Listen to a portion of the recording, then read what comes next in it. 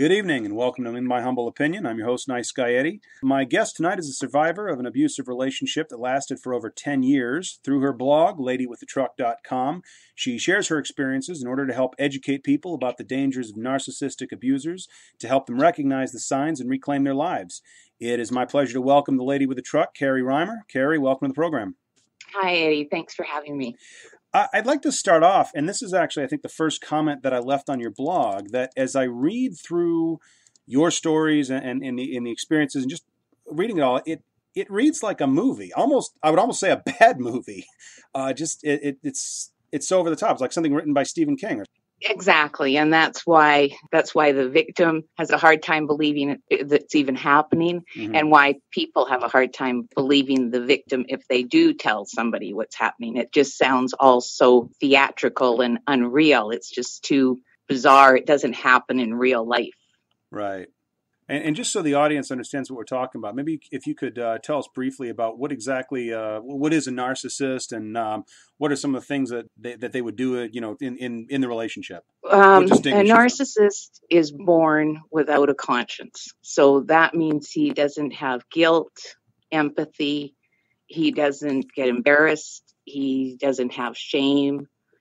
So he is basically free to do whatever he wants without losing any sleep over it, and hurting people means nothing to him. Right.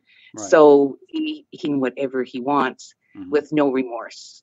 Right. So the only thing that keeps them on the straight and narrow at all is a fear of going to jail, say. So in the relationship, that's the way he functions. He wants what he wants, and if you deny him what he wants, he will use whatever means necessary to get it, whether that's intimidation, physical force. He will get what he wants. Right. And also, you mentioned this a couple times in the blog, it doesn't start out this way. I mean, there's no, because charm is also a weapon, right? Well, that's the problem that the victims have. Like, nobody would date the narcissist if he showed his true colors right from the beginning. Well, yeah, one would hope so. He comes off as your knight in shining armor. He is the most charming, most personable, and everybody likes him upon meeting him. He's usually highly intelligent. He's got that charisma about him. He may not be necessarily good looking, but he's just got that sex appeal and confidence that people find attractive, male and female. And they're just very personable, likable people. They go out of their way to present this image of being this nice guy. Right. And not just to the victim, but to your friends, to your family, everyone around you, right? As I understand it. Outside, to society in general, they are well liked usually by the people that don't know them that well. Right. You have to get to know them well for them to let their guard down, let their mask drop. So I mean, either typically or in your experience, I mean, what's the time frame there? I mean, when does it go from? I mean, does it go from good to bad relatively quickly, or even sort of in an immediate sense? It can go from a few dates to a few years before his true colors show. It depends how long it takes him to secure his victim to the point where he feels confident that he can let his guard down. Right. They're extremely patient. They can have a victim in their sights and work on that person while they're doing other things. They're not just concentrating on that one woman, say like they've got other women, but he will let her think that she is the love of his life and he has to have her, and he will keep working on her until she gives in. And it could take years before he wins her over. Right. But then she thinks, well, it's got to be love. I mean, he wouldn't be this intent on me if it wasn't, Right. And with me, I actually felt in the beginning that he cared for me a lot more than I cared for him. And I was nervous that I didn't want to hurt him because he seemed so genuine and almost naive and so in love with me. Wow. That he I was naive. afraid. Wow. I didn't want to take advantage of him, and hurt him, lead him on to, Right. And as it turned out, it was all a show. So that wasn't Anyway. even that was deliberate on his part to present that. That wasn't even. Yes. Oh my Yeah. He God. was from Saskatchewan, and he presented this persona of small town Saskatchewan, kind of hick Okay. country boy, honest as the day is long. Right. And for many years, I believed that he was extremely honest. And it turned out in the end, even after we split, I found out he lied about everything. Right. And that's one of the traits of theirs is they are pathological liars. They lie about stuff they don't even have to lie about. Yeah. It's to do with they are seeking to control. Mm-hmm. And by lying, they are controlling the information you get. Like they have to control all aspects of their life. And I mean, two of the it jumps. I think when you're looking at it from an outsider standpoint, there were a couple of things that jumped out from the blog. One of them is the financial aspect of it. Because because now if I'm not mistaken, you and your particular ex James, you're not married. Is that correct? No. Okay. That's right. Right. And it just as he was, it seemed numerous times like he would do something like work on your truck, and we can talk about working on your truck in a minute because that's an ironic way of putting it. But work on your truck, and then later come back and say that you owed him money for working on your truck or something, or just doing some general favor. He actually invoiced me. Like when I met him, he was the most generous guy I'd ever dated. I mean, money was no object. We went out for dinner. He was just very generous, and I didn't abuse it. I appreciated it. Right. And but then once we were together, when we moved in together, that's when his mask dropped. And the day we moved in, he switched, like a switch went off. He refused to help me move my furniture in. And that was the start. And it just escalated from there. Right. But all of a sudden, I was presented with an invoice, and he had itemized every dime, and I mean dime, that he spent. He had on there 25 cents that I borrowed because I was short to buy a slushie one day. And he had the 25 cents recorded on this invoice. And again, it seems so, and it's so easy for someone who has not experienced it to say what I'm about to say, which is that would strike me as so bizarre a request that. Like that would just, I mean, whether I don't know if saying that I would walk out is necessarily appropriate, but at a minimum, I'd be looking at getting them psychologically evaluated because it just sounds nuts. I mean, well, it does. Yeah. Oh, and so I basically said, you've got to be kidding. Right. I talked to him about it. I mean, calm and rationally. And I mean, I was contributing, I was working, I was doing housework and stuff. I mean, I contribute to this relationship. I've never had anybody invoice me for dates and things after the fact. Had I known I was going to have to pay for it, I wouldn't have gone for dinner. Right. Well, and even like I ended up getting to the point where if he wanted to give me something, I would say, are you going to invoice me for it later, or is this a gift?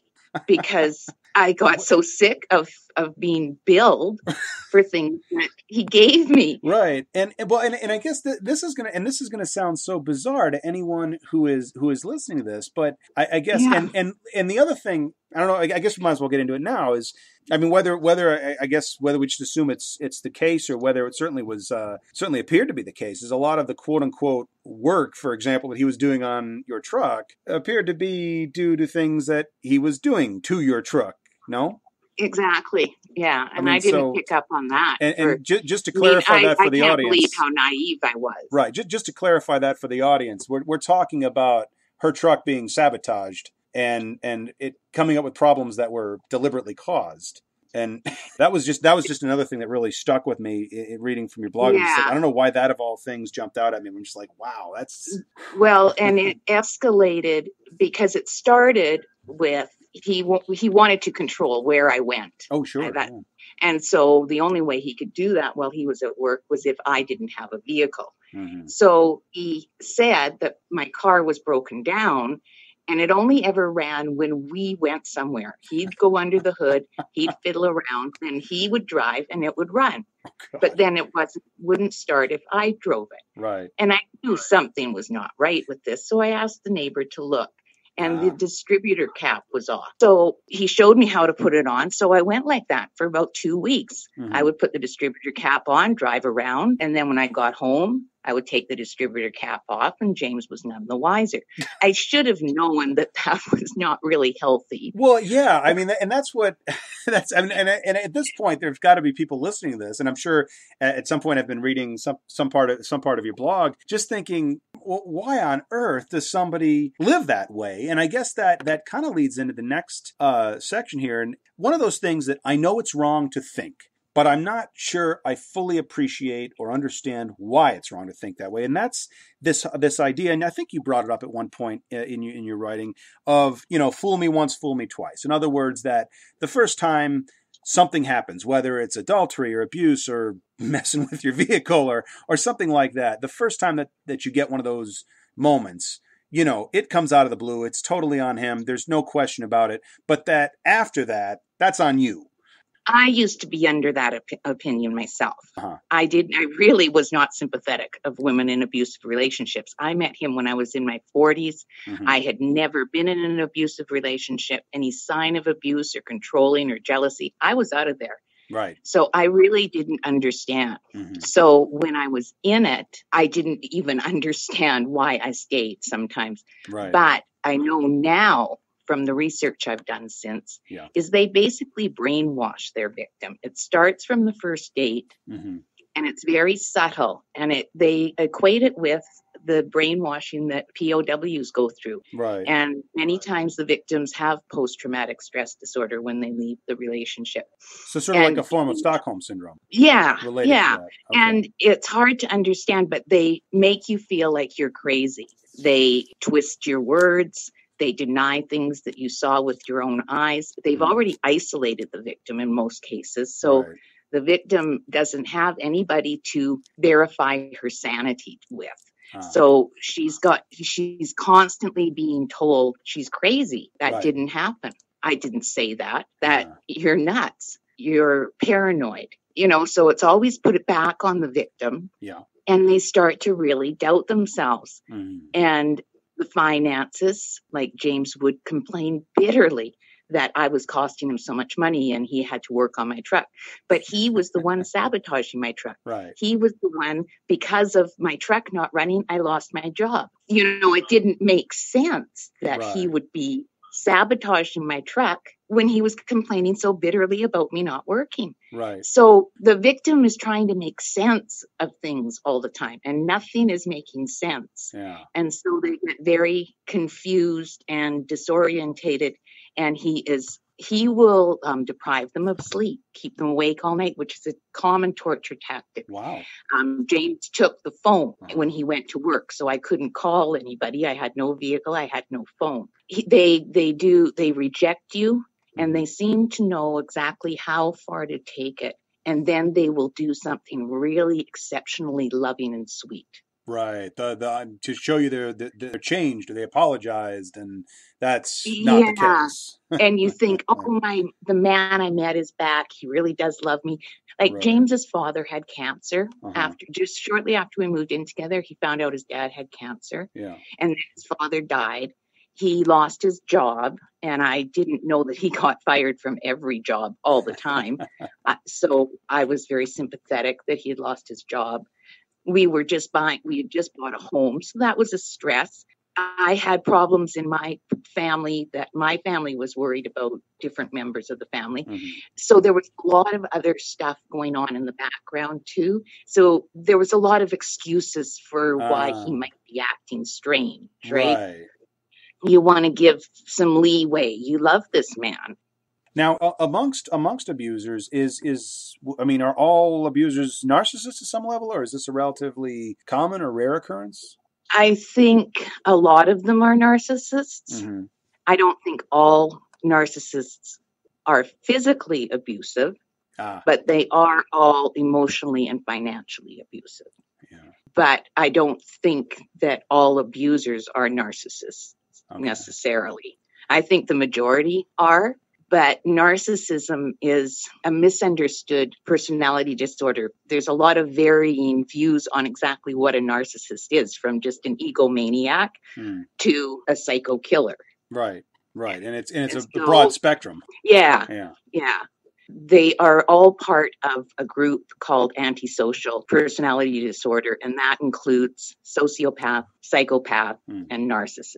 And they are those three personality disorders are the only ones that do not have a conscience, and that makes them the most dangerous people on the face of the earth. Right, right. Now, what you mentioned earlier about how they're going to pick their targets and whatnot. What are they? What makes a woman a typical, or a man for that matter? What is the typical target that the narcissist is looking for? It is to describe a typical victim. There really isn't a typical victim. True. Everybody is a potential victim to a narcissist. Right. He picks his victims by what he needs at the time and what they have to offer him. If they have nothing to offer, he's not interested. And it could be a job, it could be respectability, a roof over his head, money, car. It could just be eye candy on his arm, depending what he wants at that time. But but it sounds like the kind of mousy, introverted, kind of wishy-washy, submissive type probably wouldn't be that interesting then. No, because he doesn't want to have to work on this relationship. He will put in the effort to win the person over, but it's all about control and winning and being powerful. So if he gets a woman that just anybody could have, that's not telling him how powerful and great he is. Right. It's not much of a conquest. A woman that not just everybody can get. Right. He wants a woman that is self-sufficient, self-supporting, intelligent, attractive. He wants to be able to be proud, and it's more of a challenge. If he can break a strong woman, that just proves to him even more how powerful he is. Wow. To break a weak woman, that's no challenge. So if he can bring a strong woman down and make her dependent on him, that strokes his ego the best. And if he can get a married woman, even better. Yeah, if he can get his buddy's wife, that's even better. Wow. And that's, I mean, when you think about what you think about that, you mentioned the no conscience. This is somebody who is essentially destroying a marriage. Now, obviously, if you're committing adultery, it's not the best. It can't be the best marriage in the world to start, but it's still a marriage for what that's worth. And this is somebody who's going to destroy a marriage simply for the sake of doing so. Essentially, they are known to spend a year or more winning over the wife of his buddy. And then when she decides, once she makes the decision, tells her husband and leaves, he dumps her. The narcissist dumps her. And there she is, giving up her marriage and kids and everything. And he just has no use for her and discards her like yesterday's garbage. My God. And again, and this is the kicker of it all, is somebody is going to hear what you just said and think that's ludicrous. That wouldn't happen. That's just insane. And yet, no. Wow. And so that's why the victims end up being basket cases. Right. Because this is the man that like when they meet you, you are the best thing that's ever happened to them. They thought they were in love before, but that was before they met you. You taught them what real love is. Your special love is what they've been searching for their whole lives. Don't change. I love you just the way you are. And who doesn't want to be loved just the way they are? And it's wonderful at first. Yeah. But then they discard you with such cold, callous disregard. They loathe you. Once they're done with you, you are nothing more than garbage to them. Wow. For a while, because I seem to remember one of the things you had written, that the thing is you end up going back. That at some point, I went back many times. and I think in your blog you had written that I think the average was something like 7 times for somebody going back to that. Women will go back until they feel they've exhausted all avenues of making it work. As long as he is telling them that if they do this or do that, then everything will be fine, they will keep trying. And they have to get to the point where either they know they're dealing with a narcissist, or they have exhausted all avenues. And he will, once you, like with James and I, he would loathe me, literally loathe me. And he was physically abusive. And I would leave because I didn't feel love. And I would go get my own place. I would get a job again, and I would be self-sufficient, and he would come back and beg, and they can turn on the tears with a flick of a switch. They can pass lie detector tests. They are so good at imitating the emotions that they watch other people.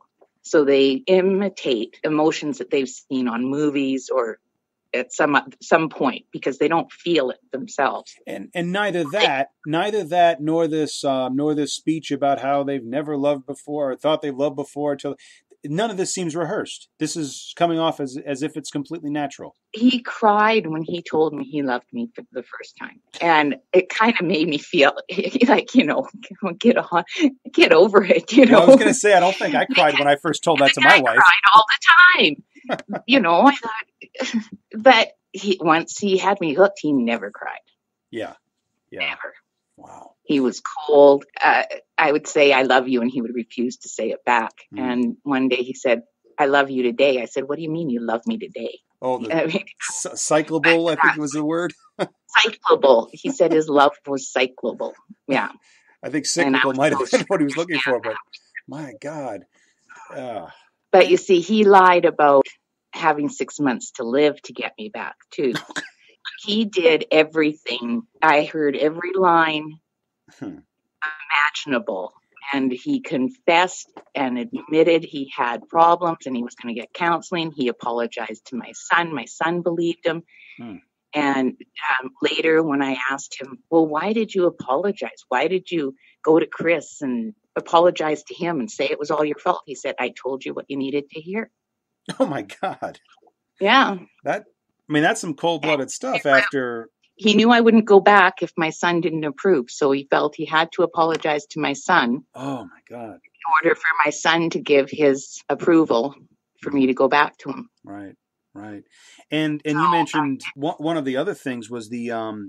I think you use the metaphor of a dance where they're constantly changing steps, but kind of like the like you go back, there's no way to make it work because the rules are always changing. Right. He doesn't want it to work. Right. So, and he thrives on the drama and trauma that he creates. He says he hates conflict, but he creates it constantly. You just can't get away from it. Even if you tell yourself, I will not fight the bait. I will not argue with him. I will not get into it. Right. You can't avoid it. He will badger you and keep at you until you have to respond, until you are ready to go crazy.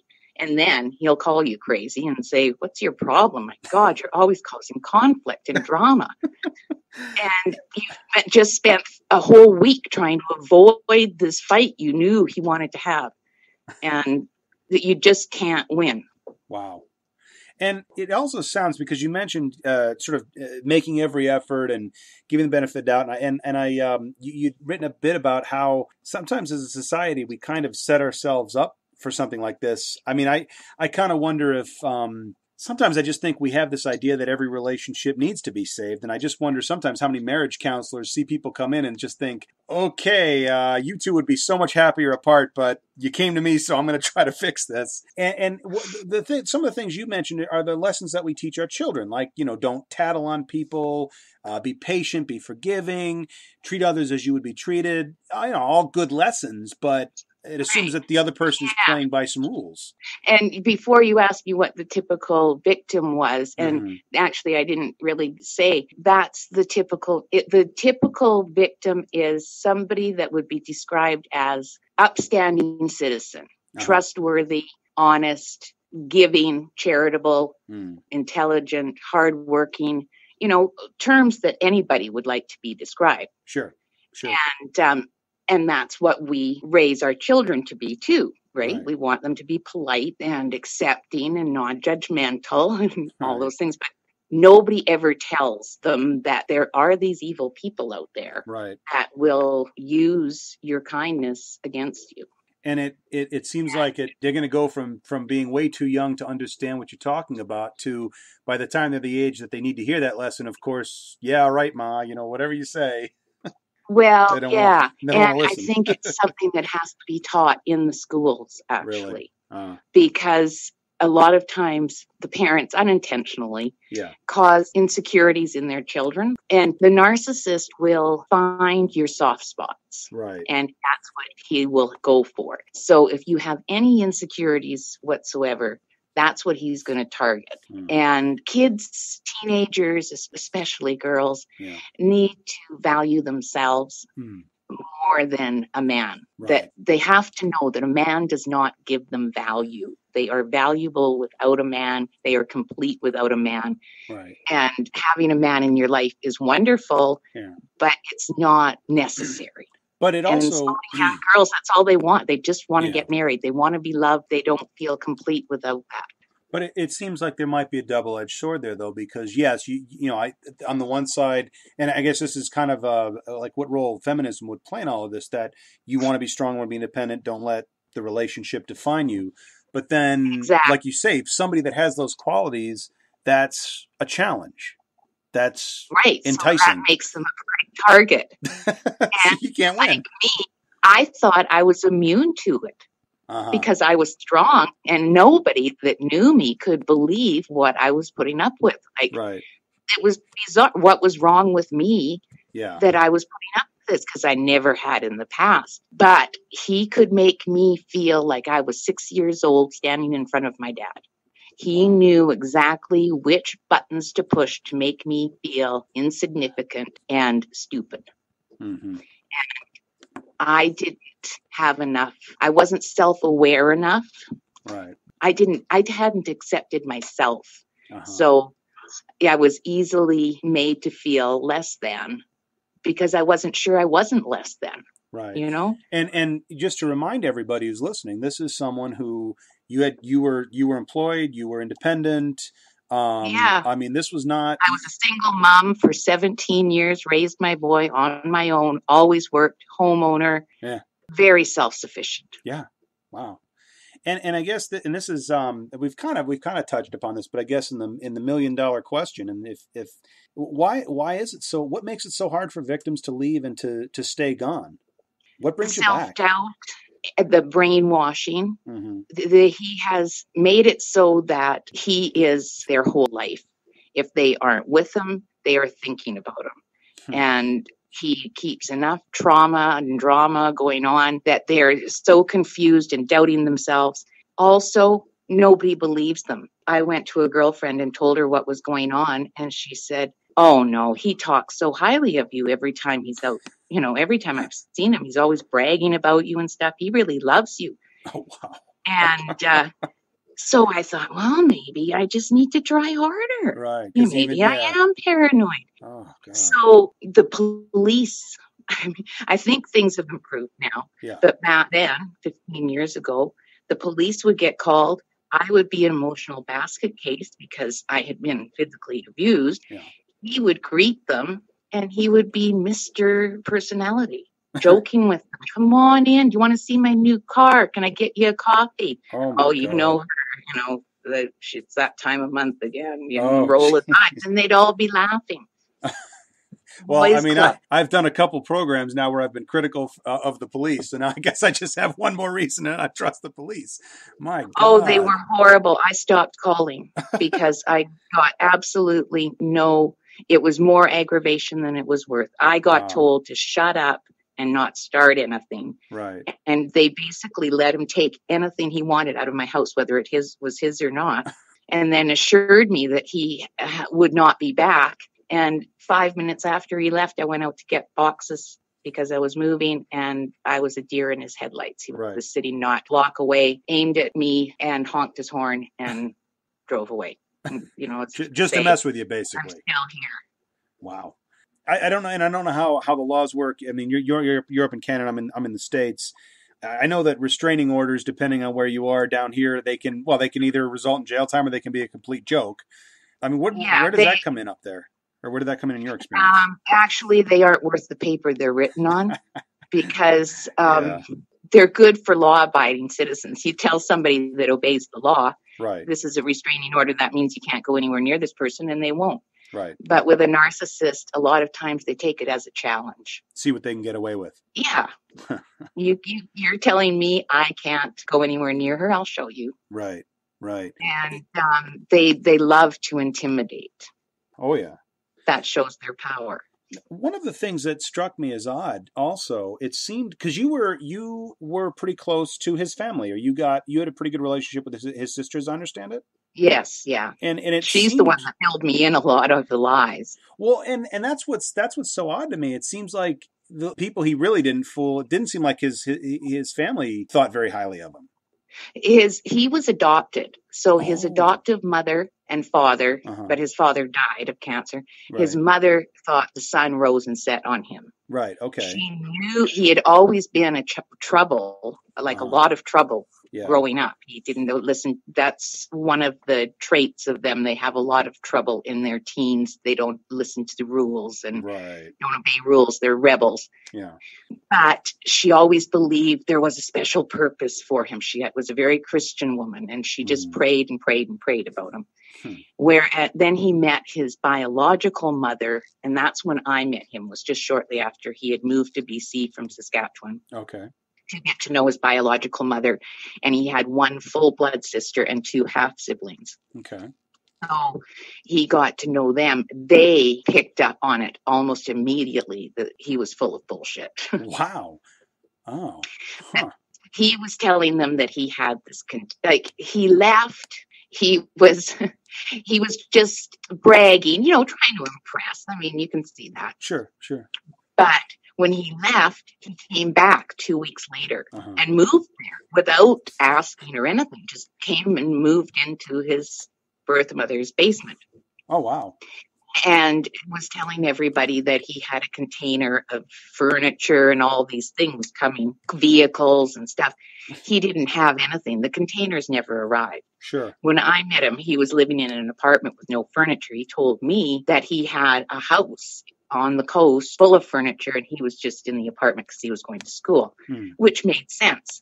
But over the years, I never did see this furniture or this house that was on the coast. It didn't exist. Wow. And they never saw this container of furniture and gifts and things that were supposed to come. Of course. And he stole from his stepdad, and he ended up getting kicked out.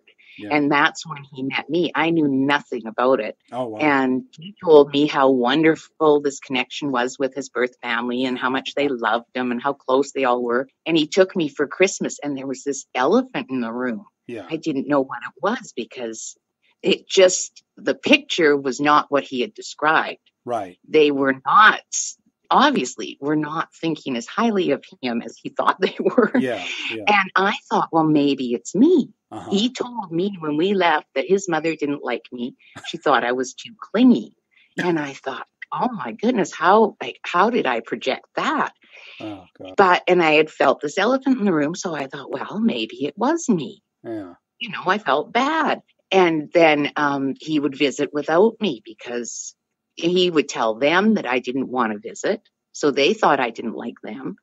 He would tell me they didn't like me. But he didn't want us to get too close and compare notes, I think. He's controlling the flow of information there. So he's controlling what they hear from you, and he's controlling what you hear from them. Yes. And so I was with him 8 years before I got to know any of his family, really know them. Yeah. And that's when his sister came to live with us. And he had told her a bunch of lies about me. Right. And she confronted me on it. She was honest, and she came to me and said, this is what James is saying. Right. And I said, well, it's lies. Yeah. And I was able to back up what I was telling her. Yeah. And then it made sense to her. She could see the truth. Yeah. And she was the one that actually proved that he was sabotaging my truck because she marked the batteries. Because I would go out in the morning, my truck wouldn't start. I don't know why I didn't think of it, but she marked them with a felt pen so she could tell that the batteries had been switched in the night. Yeah. And then, of course, I couldn't work because my battery would need to be charged, and then he would have hidden the charger. Right. And so she's the one that found the hidden microphone in the barn. I found the hidden camera. Right. She was with me when we figured out he had a tracking device on my truck. She was with me when my front tire blew going 110 on the freeway. Ooh, wow. So he had text messaged her and said, you guys be careful out there today. And she said, why would he tell us to be careful? Oh, and it's 3:30 in the afternoon. It's a little late to be saying be careful. Right. Has he ever said that before? And I said, no, he hasn't. I don't know why he would say that. And she said, oh, watch, the front wheel's going to fall off or something. Well, no sooner did she say it, and my front tire blew, and we all but were killed. Oh, my God. I was able to keep it on the road, but wow. It took out my brake line. My brake line was cut 4 times or wore through 4 times, but I could never prove anything. Right. Well, I swear, I think this is one of those situations that if I found myself in, I wouldn't fall for it, not out of any intelligence of mine. I think I'd be naive enough to just be thinking, wow, he keeps fixing my truck and it keeps breaking. He must really suck at fixing trucks. I'd be able to have someone else look at it. Exactly. And he only fixed my truck when he sabotaged it and I would break down on the side of the road. It was a big truck, so I couldn't just get a regular tow truck. Ah, okay. Very expensive. So then I would have to call him and he would rescue me. Right. So when we were split, and most of the time I paid for somebody to fix my truck. Yeah. And so what happened was with him sabotaging it, I couldn't afford to keep fixing it. Like if it's not running, I'm not making money. Yeah. Then you have, it was a diesel truck, so you've got major expense. They don't lift the hood for under $2,000. Right. So I just got deeper and deeper into debt. And every time it was fixed, it would run for a few days and he would sabotage it again. Wow. And I started locking it so he couldn't get in under the hood. And that's when things started going wrong with the tires and stuff. Wow. So he was not going to be thwarted in his attempts. And they do, when they leave a person, they want to leave the person so destroyed that they can't rebuild. Right. They don't want the person to have anything to start their life over with. Right. If they do, then they feel they haven't won. They haven't done the job. So in other words, when you're trying to rebuild, you've lost whatever tools you might have had to do that, whether it be financial, emotional, whatever. Yes, friends exactly. Even. I was. I attempted suicide. I didn't feel my life was worth living. There was nothing. I had nothing. My family had deserted me. I didn't have a job. My truck was broken down again. I had no money. And he was telling me that I might as well kill myself because no man would ever want me. I was such an evil bitch that made his life hell for 10 years. I just didn't see any point in carrying on. Right. And that's when I started the blog. Obviously, I failed in my attempt, and I started the blog to make myself accountable. If I was going to declare to the world I was going to survive this, I couldn't very well go and kill myself. Right. Wow. And that's why I started it, and it took off from there. And I guess now, okay, aside from something as substantial as that, I mean, what is different now? I guess if it's whether with you or what would be different if he popped up now in your life? And I do understand that in some small subtle ways he has kind of popped up in your life recently from reading some of the recent entries in the blog. But I mean, like if he were to just turn up and turn on the waterworks and start giving you the same sad story, what would be different with you now that wasn't different before? Well, for one thing, I've heard this. He uses the same line. I've heard the same line 3 times, basically. Right. And I know him now. I didn't know what I was dealing with before. Even after so long, even after 10 years, 8 years. I didn't know he was a narcissist. I didn't know that there is no cure. I didn't know that he had no conscience. Right. I didn't know any of that until just a couple of years ago. I didn't know some of the things, horrendous things he has done. I didn't find out about until after we were split. Like when he came to me and wanted me back, said he had 6 months to live. He was living with 2 other women in a different province because he was trucking. I didn't know about that until after we split. How did you find out about that? While packing, I came across his journal and I read it. Oh, God. Yeah. And He went as a volunteer to Africa and got a young Native girl pregnant. And I didn't know about that until after we split either. And I thought that was the lowest of the low. Right. Well, and as I recall, too, he was also telling her that he was going to bring her to Canada, right? That was a different one. Oh, another woman God.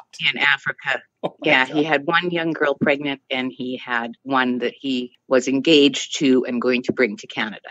Oh, wow. And he led her on for 3 years. Oh, my God. Yeah.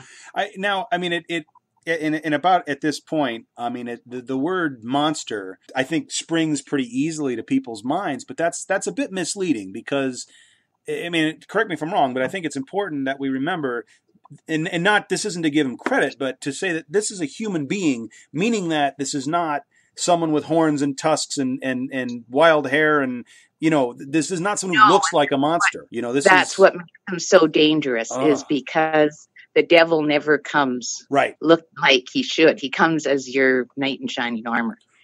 And so he doesn't look evil. Right. And so people don't have their guard up.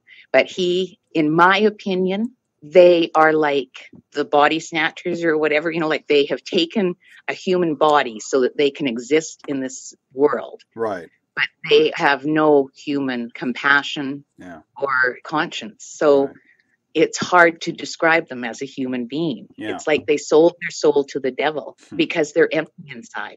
Right. The only emotion that you see is what they have rehearsed, and sometimes they'll get it wrong. Like once you know who they are and what they are, you start to pick up on little things that don't quite match. You know, the emotion doesn't quite match the situation, or sometimes they won't have any emotion because they haven't recorded that. They don't have that one on file. They don't know how to respond to this, so they just don't. And that will, you know, be kind of, it gives you a funny feeling. I was going to say, you don't know why. That seems like, okay, straight up abuse or manipulation or like that is something that, I mean, well, no one would condone. Of course, you can recognize it, you can understand it, and how you react to it is, you know, I think pretty common. But something like that, where you just sort of see that where you're talking and you realize that this person's not all there, that the emotion is not matching the situation. That just would sound so creepy. Well, and all the victims say there is something about their eyes, and it's hard to put your finger on. And the thing is, the victim doesn't know what they're dealing with. Right. The victim keeps assigning them what they think they should be feeling. Like the victim will think, oh, he must feel so bad about that, or he must feel so guilty about that. Because that's the only way they can explain that sudden, what might look like introspection to somebody or a withdrawing, but really what it is it's just a blank. Yeah. Wow. And like he would say to me, well, I just feel so bad about what I did to you. I just can't face it. And that would work. I would treat that, right? Yeah. Because that is the way he should be feeling. But he wasn't feeling that way. He was patting himself on the back because he got away with it again. Right. Wow. Now, and you mentioned selling your soul to the devil, which I kind of want to use to lead into this next section. I want to ask you a little bit about religion. I come from a point of view of an extremely lapsed, let's just say non-practicing Catholic, somewhere between that and straight up agnostic myself. I'm usually very critical of religion, and I tend to focus on the harm it does. But in reading your blog, it sounds as though faith played a pretty big role in getting your life back. Not in getting my life back so much as keeping me with James. Okay. Yeah, because he used that to manipulate me also. I wasn't religious. I had a curiosity about religion when I met him. My grandmother had been very religious. Okay. And his mother was. And I always wanting to learn about everything. So he was very knowledgeable about the Bible and religion. And he could, depending on who he was with, he could be very Christian, but he could be a criminal. He could steal from you as soon as look at you. So whatever the situation called for is what he would be. So he had friends or whatever, acquaintances from all spectrums, and he would play everybody. And he created what I didn't realize at the time, but situations that I took as signs that we should be together. and that God was creating situations that would bring us together, like messing with my truck. Yeah. Or he would injure himself. Oh, yeah, that's right. And I'd have to go to the hospital and get him and take care of him. It was really bizarre. There was situations with his Bible that his dad gave him, and he burnt his own place down where he was renting and asked me to go back. He was in the hospital. He asked me to go back and look for the Bible. We were split at the time. I had my own place, and I wouldn't take him back. Right. But I was still in contact with him. And so I went to look for his Bible, and the whole place was charred and was a small place. I thought, there's no way that Bible is going to have survived. Right. And my flashlight pans through the room, and I look back again, and there's the Bible on the entertainment unit. The TV, the stereo have melted and run down the entertainment unit, but the Bible is untouched. It is yet. And I'm thinking, I'm embarrassed to admit it. I'm thinking it's a miracle. Right. I'm running back to the hospital. James, you're not going to believe this. Right. Everything is destroyed, but your Bible survived. This is a sign for you to change your life. Oh, God. And I took him home from the hospital, and I cared for him. So, and at that point, you're back. And we were back together. Wow. So, okay. So there's nothing. And his truck got stolen, and the Bible was in his truck, and that was his alibi. He wouldn't have left his Bible in the truck and had some truck stolen. Right. Oh, God. And that was his excuse. His Bible was gone. His truck was stolen. His Bible was gone. But when he was in Africa, he was talking about his Bible again, and it was his alibi again. And he said, "Babe, how can I be your alibi? You lost it when your truck got stolen." Right. Wow. I caught him in a lie. But sometimes it would take years for me to catch. Wow. So there's nothing really here to assuage any cynicism I might have about religion being used to manipulate people then. Because when we split, I really believed when we were together. And I would pray in the morning to make, a certain amount of money, and I would make it. I really believed. And I think a lot of times it is just believing, right. Sure. Visioning it. I don't know if that's God. I believe there's a higher power. I think there's power in positive thinking. Sure. And sure. The narcissist blocks all positive things from your life. Right. And works against you. He doesn't want you to be happy. He doesn't want you to be successful. I found out that his mother he wasn't dying. He's still alive. And she knew about the girl that was pregnant in Africa and never told me, allowed me to carry on like that. And I felt as a Christian, she had an obligation. If she had information, I felt she should have said something to me. Right. And not let me blindly believe him. And I was very hurt by that. And then I had prayed because I had to move and I didn't know where I was going to move to. I prayed about a certain house. I wanted a little cabin near a lake so I could have a garden, and it had to be creative financing because I didn't have much money and something I could fix up. And he phoned me and said that, "I don't know why I'm calling you, but I heard about this house for sale in Saskatchewan. Will you marry me? Will you come out here and buy this house and we'll start over?" And so I talked to the guy. He gave me the number. I phoned the guy, and the guy was selling this house. He was willing to carry the mortgage. It was fully furnished. It was exactly what I had prayed for. And I went with it. I believed. I prayed for it. God answered. Right. Then I got rid of all my stuff. I told the fellow I was just coming with what I could fit on my truck. And James flew out to help me move. He had never helped move ever. And I thought, he really is changed. He's really trying. And before we left, he said, "Well, you better phone the guy and tell him we're on our way." And when I phoned, the guy said, "Carrie, I guess I should have called." Oh, jeez. I sold the house. I got an offer I couldn't refuse. I'm coming up to a mountain. I might drop the call. Now, I don't know if you know what Saskatchewan is like, but there's no mountains in Saskatchewan. And I got suspicious the minute he said that. And he hung up and he never answered his phone again. And that was it. I had just gotten rid of all my furniture and I was now homeless. I had closed my business down, told all my customers I was going to Saskatchewan, and I was totally dependent on James. And there never was a house. No, I don't believe there was. Wow. Oh my God. And he threw a wedding band at me and said, I picked this up. You might as well have it. And 2 days later, the gold washed off of it. It was white plastic. And I said, the gold washed off my ring. And he said, oh, well, I got taken. Oh God. Yeah. Oh, He gave me my own ring back. He forgot that he had stolen it, and he gave me my own ring back one time. wow. Yeah, they no conscience, I'm telling you. Yeah.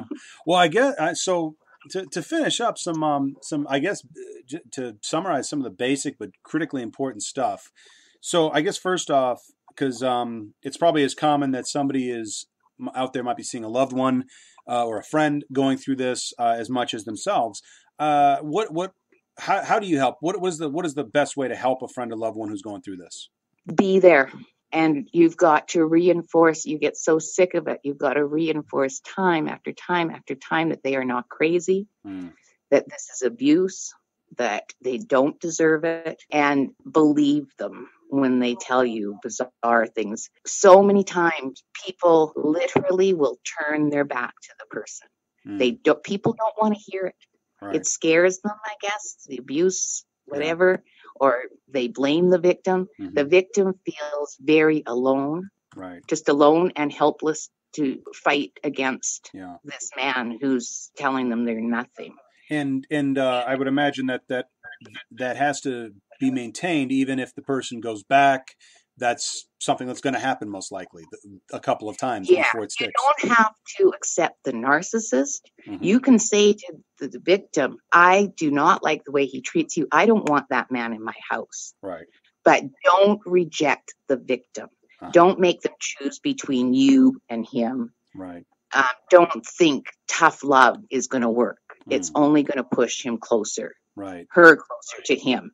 And give him more power. If she feels she has nobody to turn to, he will have total control. So this idea that somebody might be an enabler, that's kind of a dangerous way to be thinking. You should be concerned about. Yeah, you are not enabling them to stay by listening to them, and you are helping them to keep sane and keep their reality real. Yeah. Because the narcissist changes reality. He changes events to suit.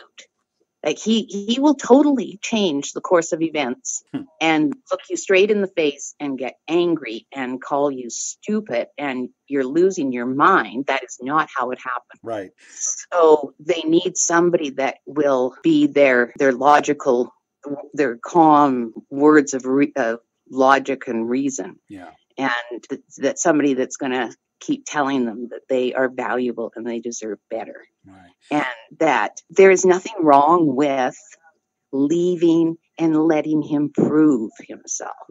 Mm-hmm. They want a commitment soon. If you break up, they want to get back together right away. Let him prove himself. Yeah. Let him go and get counseling and prove himself. If he really loves you and if you really love him, that doesn't have to be the end of the relationship. You just have to get them away from him long enough, like somebody that's been drafted into a cult or something. Yeah. Parents used to go and they would literally kidnap their children away from the cult so that they could be deprogrammed. And that's basically what has to be done almost with the victim, is they need to be deprogrammed. As long as they have contact with the narcissist, he will keep them down. So and that's where the no contact comes from. I think it is the absolute number one has to happen thing in order for a person to heal from narcissistic abuse. You cannot give them a crack. They will come in and they will do everything within their power to bring you down.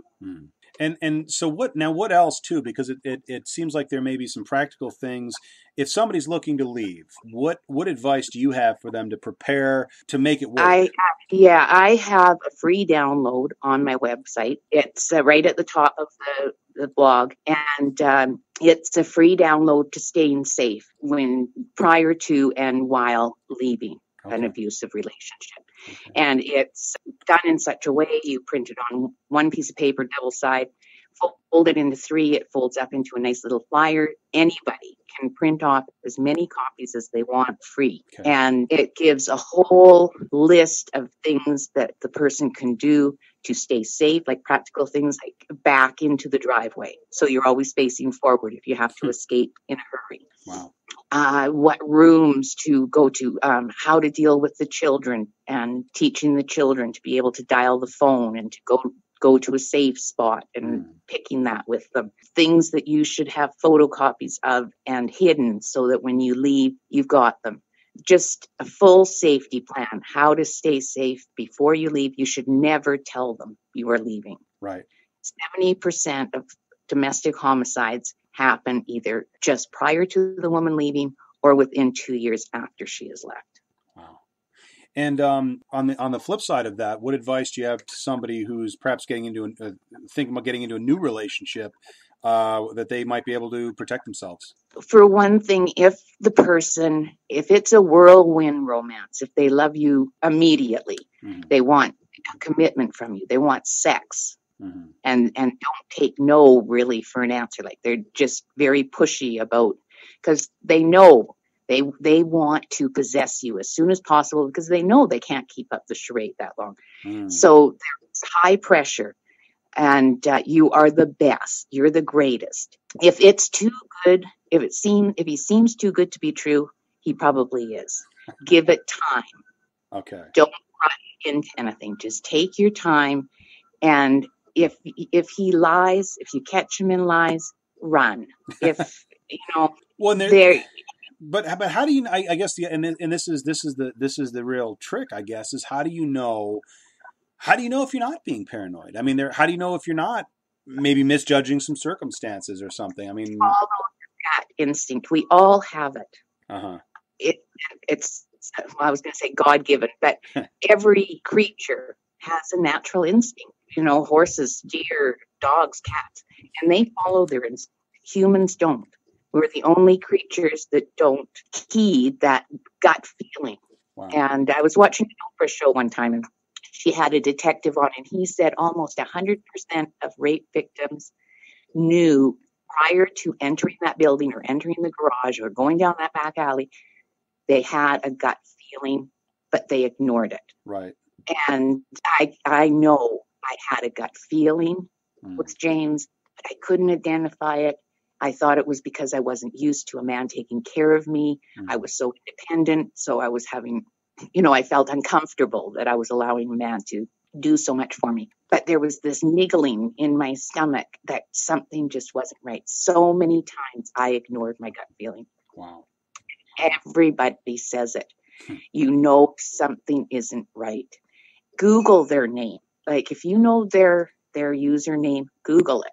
If narcissists are known to be porn addicts and dating junkies, if you know their username, you might be surprised what you find. Might not find anything. That doesn't mean that they're totally innocent, but it might just clear up a whole lot of misconceptions. Like you would not believe what I have found on the internet. James, stuff I really wish I wouldn't have found later. You can't unsee it afterwards, huh? No, exactly. And ask, they're so tricky because oftentimes they'll move. They leave their victim and they move to another town. So then they have an excuse. They take on the woman's friends. They don't have any long-term friends, but they just moved. So there's no way to check them out. Right. You have to rely on them showing you pictures of the home they had or the cars they drove or whatever. Anybody can take a picture. Right. It doesn't guarantee that that's who they are. Wow. They are new on their job, new to town, and they fall madly in love with you instantly, push for commitment. I would have huge red flags. Yeah.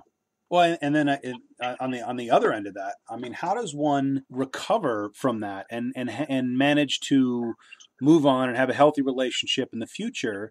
Because I would think you'd be, I mean, trust issues at a minimum, but I mean, how do you, even if it's not trust of the other person, trust of your own judgment, which has kind of failed you once. So how do you move on? That's what a lot of victims say. How will I ever trust myself again? Yeah. I allowed this to happen to me. Right. The thing is, you have to, like, once you know who you're dealing with, once you know it's a narcissist, Right. you know you have to go no contact and that, then stop dwelling on him. Mm-hmm. Once you know all the dirty details of what he is, accept it. That's one of the biggest things. You accept that he never loved you. Right. But then you have to look at yourself. Victims keep going back. Well, and I did it too. I said, why does he keep hurting me? And somebody said, why do you keep letting him? And it was the truth. I had left him, but I still kept going to him for validation. I still had contact with him, and it hurt every time. Yeah. Why was I doing that to myself? Huh.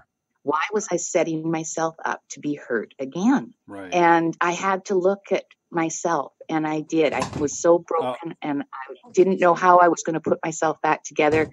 I was like a puzzle that had been dumped on the floor, just random pieces. And I put myself back together, piece by piece, the stuff that I had been told my whole life, that I was too sensitive, or, just different things that people tell you, teachers, parents, whatever. And some of it is lies. Right. And you reinforce those lies to yourself. You keep telling yourself over and over again, I'm stupid, or I'm fat, or whatever, until it becomes you. But it isn't really part of you. Mm-hmm. So I went through every single one of my traits, and I said, is this me? Do I want to own this? And there were some things that, no, I didn't want to own that. So I didn't take it.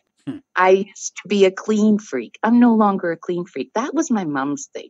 That wasn't my thing. So I only kept what I felt was truly me. And whether it be good or bad, I accept me for who I am. And I don't think it would be possible for anybody to make me feel less than anymore.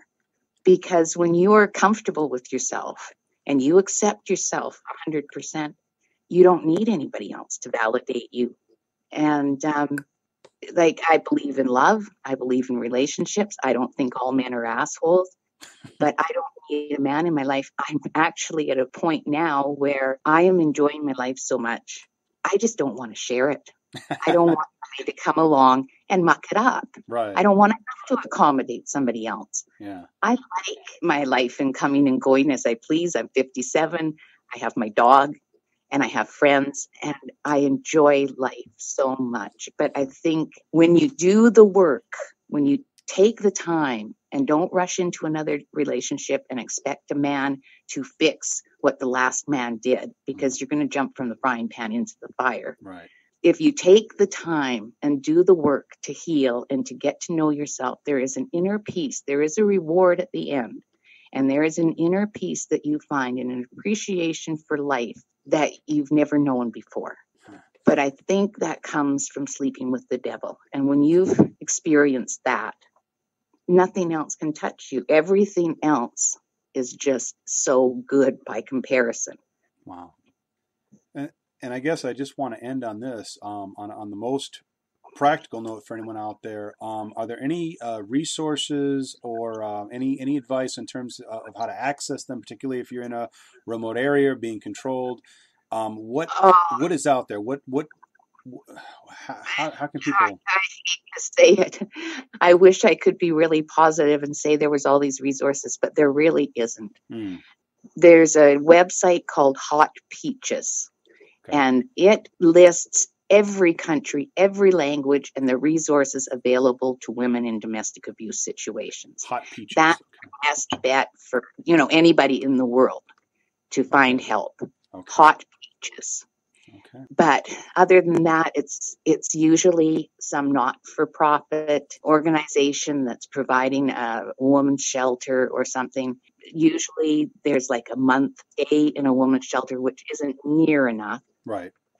Isn't near enough help from the government, not in Canada anyway. Yeah. Welfare, you get your welfare a little bit faster, but like me, I'm on welfare now, and I get $600 a month. You cannot live on $600 a month. No. So that would be another reason that they would go back to their abuser. When you're starving and he's promising he's going to change, yeah, you go back if you can't feed yourself. Sure.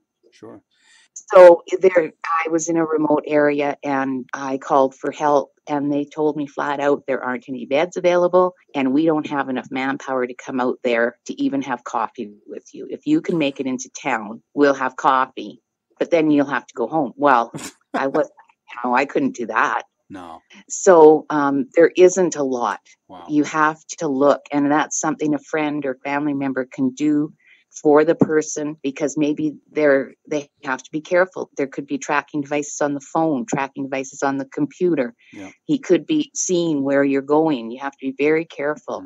So friends could find that information for her. Wow. But really, there isn't a lot available. Sounds like there's a great need for more. There's a huge need, and they keep trying to raise awareness. But then what happens? It doesn't help, right? Because now there's nothing there for the woman. Wow. And society doesn't feel sorry for her. Yeah. I've been trying to get the government to pay so I can go back to school, because I've had 2 heart attacks. And that's another thing. Women in domestic abuse are 70% more likely to suffer from some chronic life-threatening illness after the relationship ends, just from the stress. Right. Wow. And so I've been trying to re-educate, and there aren't even any schools that teach domestic abuse. You wanted to be a counselor, as I understand it. I want to be a life skills counselor working with domestic abuse survivors. Right. And there is no courses that are centered on that. You have to take like conflict resolution. Right. Family counseling. But there's nothing that just deals with domestic abuse. Wow. Well, I can't imagine there's much more you could learn in a classroom anyway at this point in your life. No. Yeah. But then you look for a job and nobody's looking for them either. Right. Wow. I don't know what it is. I think society just doesn't have the sympathy for them. Like they'll spend thousands to save a dog, and I'm a dog lover. Yeah. Come on. Right. This is a woman. This is a mother, a sister. Well, hopefully we can do some small amount to change that. And I know that I'm sure that I know that you've connected with a lot of people through your blog, and that you've helped a lot of people too. I mean, you've saved lives. In all honesty, yes. You've saved lives, and that you're definitely a hero in all of this. There's no question about that. Well, I am just so thankful that I was able to turn the most horrible experience of my life into something positive. And now I wouldn't change the past at all, because I feel it has brought me to my purpose in life. And the most gratifying thing that's happened to me is a mother who emailed me and said that she was having trouble with her daughter. Her 17-year-old daughter was in an abusive relationship. Mm-hmm. And I helped her with that. And then she sent me a picture of her daughter on grad with a different boy. Wow. Smiling. And she sent me a donation, and she said that was for putting the smile back on my daughter's face. Wow. And that's amazing. That alone was enough to make everything I went through worthwhile. Well, Carrie, I appreciate you coming on the program. I appreciate you sharing all of that. The blog is ladywithatruck.com. There is a donate page there. There's a store there. I know that you produce a lot of arts and crafts related to this. So check it out. The work you're doing is so important. I really appreciate you coming on. Thank you for having me, Eddie. It's great having you to get the word out there and raise awareness. Well, I appreciate it. Thanks. As always, if you have any questions or comments about anything you've heard here tonight, please feel free to email me at niceguy9418@usa.com. I bid you a good night, and thank you for tuning in.